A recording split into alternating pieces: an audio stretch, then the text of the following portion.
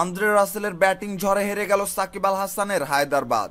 দলের হয়ে মাত্র ১৯ বলে ৪টি ৪ ও সমান সংখ্যক ছক্কায় অপরাজিত ৪৯ রান করে কলকাতাকে জয় নিশ্চিত করেন রাসেল।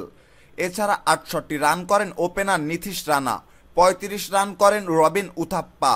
এর আগে ব্যাট করতে নেমে ডেভিড ওয়ার্নারের ঝড়ো ব্যাটিংয়ে ভর করে ৩ উইকেটে ১৮১ রান সংগ্রহ করে সানরাইজার্স হায়দ্রাবাদ।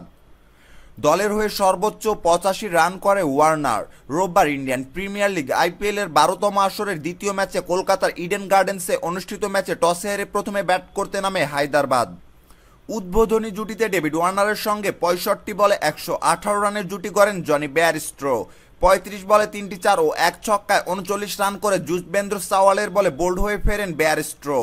তবে একের পর এক বাউন্ডারি হাঁকিয়ে যাওয়া হায়দ্রাবাদের অস্ট্রেলিয়ান ওপেনার ৫৩ বলে ৯টি ৪ ও ৩টি ছক্কায় ৮৫ রান করে সাজঘরে ফেরেন। শেষ দিকে বিজয় শঙ্করের ঝড়ো ব্যাটে ১৮১ রানের সংগ্রহ করে সানরাইজার্স হায়দ্রাবাদ।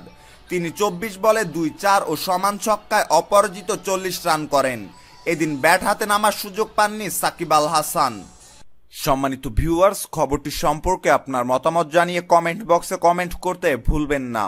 ক্রিকেটে নিত্য নতুন সকল সংবাদ সবার আগে পেতে চ্যানেলটি এখনই সাবস্ক্রাইব করুন।